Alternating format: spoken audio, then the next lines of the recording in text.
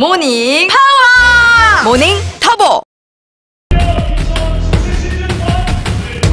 Welcome back, guys, to SSL Premier. We did just finish one matchup of Stats versus Biel. It was some pretty good games. Stats at the end of it all was able to take the 2-1 victory in a pretty hard-fought one, but definitely looked like the dominant player towards the end. But now we're jumping into our second one. It's going to be Maru up against Patience. That's right. And in the past, this would be an insanely one-sided series, most would argue. Maru being the massive favorite, but with the Jin players somewhat struggling in this tournament so far, you know, a lot of people are turning their heads the other way towards Patience.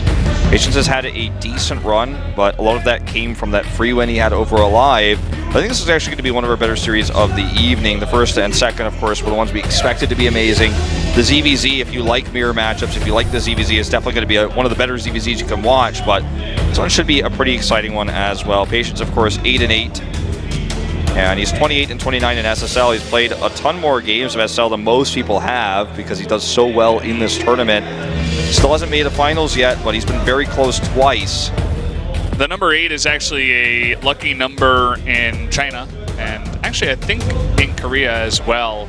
And it just means that you're going to have fortune in terms of like money. So perhaps today with the 8-8 record of Patience, he takes the 2-0 and picks up a lot of money, actually $800. Funny the way that works if you take the 2-0. That would be pretty GR8, wouldn't it? So I rate that 8 out of 8. It's too easy. The memes write themselves. Sorry for the bait. Okay, Abyssal Reef, Newkirk Precinct, and Belshire Vestige will be our map list for this one. So a lot larger of a map to start things off on Abyssal Reef. One of Maru's favorites. It's his first map choice. Yeah, here we go. Let's jump into map number 1. Maru, 조성주. Patience, 조지현.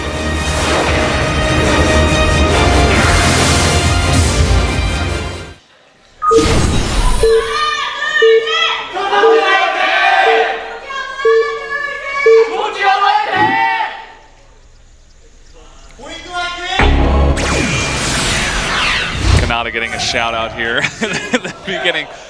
Fly Better Fly Jin Air. Shouting out to Jin Air is always something I can do here at the SSL Premier. That's Maru, the Jin Air player. Terran up in the top left. Yep. And his opponent down to the bottom right in yellow, it is Patience, representing Dead Pixels. And I want to say something. Stats was just like hounded by 5 different people for autographs, for pictures. It's pretty cool. Definitely one of the bigger players. He finally found that fame after, I think in like 2015 in Pro League, we were like, this guy is so good, why aren't people looking at him? He would always get really high results, but then finally he did well enough that people were like, oh damn, this guy is actually pretty good. And then once he got the GSL finals, everybody kind of accepts it as its, you know, in its full manner.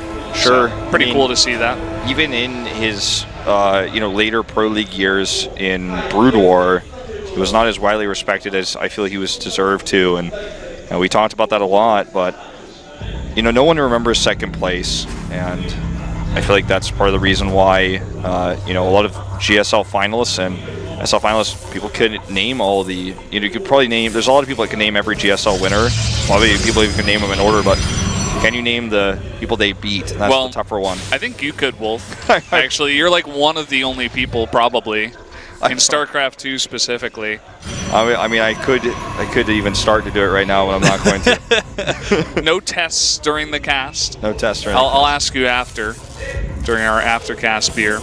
Whoa! I have a particular idea in mind. Maybe I'll tweet about it later. Ooh, okay, that probe is going to die. Poor guy. Probe got dead, man. He got too aggressive on that CC, but did delay it ever so slightly and forced really more about forcing the SCV to come down from the main base. The game starts off here pretty normal. Maru takes a gas to secure his reactor. He's going to start the factory. As you can see in the main base, safety, and Patience back at home. Has his Nexus up. He's actually going to go for his Stargate opening in the main base. Proxy is so rare nowadays because everyone is scouting so carefully. And obviously you lose a lot when your proxy is scouted, and this also means that you're not going to have that structure for further tech later on in the game. even if it is a Stargate that you're not really going to be looking to use in this matchup late game. So just the more conservative opening here for Patience. We've seen Phoenix Adept be killer. We'll see if he opens with an Oracle first and then transition into that, or just go straight into the Phoenixes. Oracle definitely a killer against Terran. Nowadays, Terrans just always seem to have trouble with that unit. And there it is on the production coming in here. Now, Patience, the last time he played against a Terran player here at SSL, it was actually against Innovation, and he took the 2-1 victory. So this guy seems to have embraced that PvT kind of style that people are loving nowadays. Whereas Maru, he actually lost 0-2 to stats, but did beat the two weaker Protosses, SOS and Zest. So when it comes to just head-to-head kind of stats in terms of the races, it seems like Patience has the overall advantage, especially defeating Innovation, one of the best Terrans nowadays. This is true. So I just want to watch and see how much this Oracle gets done. He actually commits to a second one, which is a little bit rarer in this matchup, because eventually you just can't really get even anywhere near the mineral line. Actually, he stops that depot SV. Gonna look to grab this one here on the barracks. There's a medevac that actually saves it. He's gonna use the medevac to chase this Oracle as well. Good micro here, and he baits him into the Widow Mine. Well done by Maru. That was so cool. It's like he was steering that Oracle in like sheep into the barn or something, right into the Widow Mine directly. Still a decent amount of damage. I mean, 3 SCVs is not bad for one Oracle. Sheep into the barn, is that what you say? Something like that, yeah. Me and you always get the sayings wrong. I don't know why. Oh, we always get them right. Everyone else is wrong about it. All right, well, I don't think there's a Widow Mine here, but there are several Marines, and he's gonna fly right into it. Oh, that's so unfortunate. Ouch. And the Marines had already damaged it, so that Widow Mine gets 2 MVP. And he committed so much to the first 2 Oracles, he figured might as well go 3 here. We're going to see Blink and +1 started, which is also quite unusual. This is like the hero style. Yeah. We've been seeing this in Challenge a lot, actually. And, you know, I have to say a lot of the Terrans in Challenge are really strong. You look at TY, Ryung, and Beyond. Those are like 3 really, really strong Terrans. Ryung, I guess, a little bit less so against Protoss, but the other 2 definitely very strong. And what he does is he pressures with Oracles, but then he goes into Blink +1 in a very early third base and controls the map with his Oracles and Blink Stalkers, and then eventually transitions into Phoenix Adepts. Doesn't always go Phoenixes, but definitely goes back into Adepts while keeping his very strong Blink Stalker army. Also likes to mix in Colossi on bigger maps if he can get away with it. The difference here is, though, that Hero usually only goes 2 Oracles, but he keeps both of them alive, always. Like, if he has any suspicion that there's a Widow Mine out on the map that he might not see, he just plays it more passively. Like, he'll pick up 1, maybe 2 kills, but he keeps the Oracles alive, and that makes it so much harder for the Terran to move out. Whereas Maru now, taking out 2 Oracles, he's like, well, I have the map to myself. I can move out here with this giant army of Marines and tanks, rather, and even that 1 Widow Mine, and I'll be perfectly fine. What is Patience going to do to hold this off? I mean, he's even about to hit this timing with Stim, Combat Shields +1. The normal timing you'd see even against Zerg oftentimes with this big army. Stasis Ward here, I don't think he scouted it, but whether he did or not, he's going to immediately bait it out. I think he did. This is so common now anyways that Terrans are so easily dealing with this. Blink is going to be done in time for this, but what can he really accomplish here with this small, meager force of Stalkers? It's just so tiny. Needs to buy so much time here. Glaive started already. Doesn't even get anything done with that big Blink. And now this Siege army is moving towards the natural. Is going to start being able to hit these pylons, prevent the Photon Overcharge from being used defensively. Liberator's coming out behind this. He's got more Widow Mines rallying in as well. Ooh. So, is he going to commit to shading in here? This would be suicide. No way. I think he just wants to get some scouting information and see exactly what's there. I like what he's trying to do with the Blink Stalkers in the back, try to pick off some reinforcements. So far, he hasn't been all too successful with that, actually losing one of his own Stalkers here. And as you were saying, I mean, the perfect position for those tanks. I think he's taken out like 3 pylons already with those, and he's just going to counterattack, but walks into the Widow Mines. Patience is going to hate Widow Mines for the rest of his career after tonight. And most Protosses do already, but he's going to really hate him. And now this Nexus is going to go down here. This looks to be potentially just the end of this game. He has third base still, but he lost the Robo now. And if he shades in, the Widow Mines are already in position. I guess maybe the splash damage friendly fire could do something here for him. The Resonating Glaives is not even done yet, and he's just trying to make it work. I mean, he will eventually clean this up, but at what cost? I mean, he lost his Nexus, lost his robotics facility, had to rebuild pylons, and that was only half of Maru's army as well. The rest of his army is just sitting at the natural, waiting for the regroup. There it is. Uh-oh, Widow Mines rejoining, Liberators too, and Oracle's like, oh, Patience, I gotta tell you, I gotta report what I just saw on the map. This is not looking good. +2 armors on the way here. Such a... Oh boy. That's so ambitious to even start that on the Forge right now, considering everything else that's coming his way. He's half the army supply of his opponent, who has the better supply of units, including the Liberators you mentioned. Here's the siege up on those. There's no AoE in this army either. The Stalker's just trying to harass them. Gets one, actually. Small consolation prize here for Patience. These rocks are about to go down, though. This is going to give Maru a big doorway into the natural. Force Field's actually buying some time. Maru may just reposition. Nice force fields here from Patience. He's really trying to make this work with a large number of sentries, but man, the Widow Mine shots this entire game have been so brutal. He's just so outnumbered. He's so outgunned right now. The force field energy isn't going to last forever. Maru stims forward here, and this should be game number 1 going over to the Jin Air Terran. GG.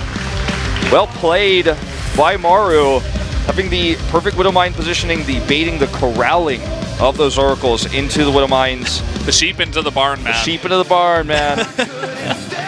I mean, it's, yeah. When you go for that kind of, I don't want to call it the hero style because I feel like other Protosses are doing it too, but the Oracle into Blink Stalkers into eventually Glaives in the early third base, you need to make sure you keep everything alive. Your control has to be really crisp, and you know that the Widow Mines are going to be there. You just can't lose your stuff. But I have to say, it almost looked like Patience was a little nervous in that game. I don't feel like Maru did. He had that cool moment in the main with the first Oracle where he forced it into the Widow Mine, but outside of that, it was pretty standard. I'd like Patience to kind of take a step back and maybe just calm himself down. I think he still has an opportunity to take this 1-2-1. Yeah, this is the kind of game, though, that gets into your head, really frustrates you. Going to Newkirk Precinct, we'll probably see a lot more Widow Mine play here as well, potentially even early Widow Mine drops coming out from Maru. Patience just needs to get his wits about him, grab onto his mental, as they say, as we grab onto game number 2 as we jump into Newkirk Precinct. I'll always be the one.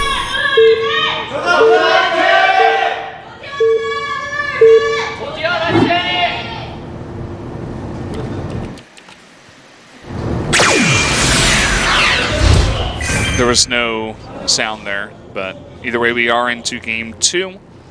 The Terran player able to take a swift game 1. It's Maru.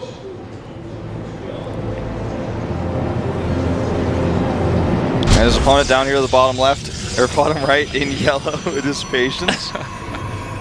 Whoa, he's not looking too happy. No, certainly not. I can't imagine anyone would, losing Oracles in such a fashion. Yeah. I don't know if you were watching the challenge broadcast 2 days ago. I know you were busy, but Ryung, after he lost his first game to Hero, he was like shaking his head. He was visibly really frustrated. And that's what it just reminded me of, seeing Patience in the booth with a similar kind of feeling. I have not seen those VODs yet, but I did see the result, and... Spoilers. Yeah. It's definitely a tragic moment for Ryung in his career as well, but... He'll be fine. He's got 4 more days to try to get a better score. I feel like Ryung is definitely going to do great things this year. Maybe, you know, if he gets into Premier, that's the tournament. Maybe it's GSL Season 3, I don't know, but he's definitely had a few great runs recently, and I feel like he's definitely overshadowed by Beyond right now as a Terran who's really stepped it up in Legacy of the Void, but he's doing very, very well. Anyways, we're going to see this Nexus come out quick. Patience with a very early scout, also kind of delaying this CC. He might even pylon block it. He needs a few more minerals if he's going to commit to that. Looks like not going to get the chance to. Command Center gets placed. Back at home, He's going to tech up. So this map is all about oracles. Definitely into Phoenixes is how it's been mostly played in this matchup in SSL. And I would be surprised if Patience changes it up here. Setting the probe into a weird angle, probably just to scout to see if Maru is proxying a factory, because he's actually done this on this map before. But yeah, it's definitely, that's what it seems to be. With, you don't really want to hide his target this far away from Maru's base. Yeah. Unless he's going to hide like DT tech or something. That would be one different way of approaching things. Those are really just the two options. You're either scouting for a factory, or you're going to put a late pylon to make a Dark Shrine somewhere else and make the Twilight in your main, just because of the timing. But we do have this Reaper out. Coming into the main. Starts a Robo. I don't think the Reaper saw that, actually. It was too far away. So, Starport comes up here from Maru, starts the Widow Mine. It's feel very much like a same kind of game here for Maru. Patience is like, well, after game 1, I've lost the right to make Oracle, so I'm going to make something else. Go into Robotech. No Twilight Council yet, though, which is the really curious part about this. Yeah. Makes me think it might be Disruptor drops. Yeah, or like some sort of Immortal push or something like that. Definitely out of the norm here. And Maru still hasn't scouted it, as far as I know, so you might be thinking it's probably Oracles, so he's setting up defensively with his Widow Mine. He can go for a counter drop once the dropship is completed and he realizes no Oracles are coming his way. 2 more gateways, an Observer. He's like, I am done with Widow Mines. I mean, this is a pretty early Observer, so you actually sacrifice a lot for this. He's making another one too. People say this is the safe way to play. Those always have the Observer out, make sure you have detection, you can deal with the Widow Mine drops, very common on this map. You can scout what the Terran is doing, but you sacrifice all pressure by doing this. The Terran is no longer afraid of anything because he knows you don't have Oracles. And he's going to send the drop across as a result. This will be scouted by the Observer. Will it, though? Oh, just barely not. So unfortunate. He does have that second Observer that did pop out, and he's making a third, so he definitely will have the detection. Question is, will he have the units in position? Well, this Reaper is trying to draw the units away meanwhile, but there is the Mothership Core here in the main base. The Observer pops out, the perfect timing here, actually. And it doesn't even get a single shot off there. Both immediately obliterated. And that's the reason why this basically blind counter build from Patience is so strong. You could use now the first Observer to continue to scout the main base. You sacrifice pressure with this. You don't have any attacking units, so Maru feels comfortable, but you make his investment into the medevac and the Widow Mine drop completely futile. Let's see a Reaper drop here on the main base now. Now this is just too much for me. Oh, he even gets a kill. Nicely done. As if the Reaper wasn't mobile enough. Needs its own limousine medevac. I thought I'd seen it all when I saw landed Vikings on the medevac, but I was wrong. Look at all the room in that medevac. There's room for 8 other people, but the Reaper just won't have it. He needs his own limousine medevac. It's his private medevac. He's like, oh, this probe down here, be careful, probe. I'm hovering around. This is a vulture medevac, man. He's still in the medevac, man. I'm surprised he even dropped out. Okay. Coming on in. Ooh, the hot pickup. Gets the forced overcharge as well. It's actually, Patience is like, I am so frustrated right now. Yeah. It's, you know, I was kind of making fun in the beginning where I'm like, okay, no more Oracles. But he really has just totally changed the way he's playing this matchup. He's like, first, I'm going to play that aggressive style, control the map with Oracles, with Blink Stalkers, try to keep the Terran in his main and stuff like that. But as you were saying, it's like, no. Now he's going extremely defensive. It's only Observers, a slower third base, a more safe, passive kind of style. And I wonder how that's going to turn out for him, because it looks like Maru's kind of doing the same thing. He made 1 tank this time. It looks like he's going for more of a Widow Mine-based play out of his factories this time, but will have a similar push coming. Yeah. Looks like he wants it to be a little bit more drop-oriented this time, though. And also the defense for Patience is not Blink, but Englaives, so it's going to be able to fight this a little bit better than what we saw the last time. The problem is, though, that he just has this again, small army because he committed to the third base. Maru has the much larger one with the better upgrades. He's got +1 stim and combat shields, all finished, all unlocked. And Patience will see this coming. He has several pylons in position to overcharge here in the main base, but he's not in position with the Mothership Core. Okay, he does move it over, but the drop actually still gets off here, and he's just going to kite around to the edge here. Needs to get out of range of that pylon, though. Okay, there he goes. Wouldamine here actually going to pick up a few kills, and just going to fight this with an inferior amount of adepts. This is not good enough. Needs more units to come up. I think he heavily underestimated the amount of units that would come out of this drop. Some really nice force fields there, actually. And now he's going to be in trouble because Maru's sending his second army towards the third base here by ground with siege tanks. Blink isn't ready yet. And again, this is just not enough units to defend this. He could finally force it out, but this is the problem over here. He's lost so much, and he's going to have to send these units by ground around the U-shaped horseshoe here between the third base and the main. And he's going to hit this base now with a nice arc and concave. Only one pylon here, and Patience has even made zealots. He's so desperate to defend, but this is just feeding units into Maru's army. Siege Tank getting massive value here. Even without those Widowmines on the left side, he is going to clean up this Protoss army, knock out this Nexus, and take this game. GG. Well, that was a quick series. Maru really cleaning up this Protoss as Patience takes his third loss in a row in 3 weeks here at SSL Premier. 10 set wins at the SSL Premier. Maru finally gets that achievement, and that's the success. That's the really strong play against Protoss we were expecting out of this Terran player specifically, Maru, and he really shows up today with some really just brutal pushes, man, on both of those maps. There are 3 Terrans in this tournament: Innovation, Maru, and Alive. And Maru and Alive are down at the bottom of the standings currently. This is a big win for Maru, not only in terms of winning the set, but also winning it 2-0. Because he and Alive are kind of in contention right now at the bottom of things. Patience looks like he saw a ghost, man. Yeah, that's a scary series for anyone to play in. I mean, he just did not, like you said, respect how many units were going to be in that drop. I don't know if he even saw it with his observer, to be honest. As we were watching the army, the observer showed that army that was towards the third base. As soon as he saw the drop, we watched like an Immortal and a few Adepts walk towards Maru's base, which is highly unusual.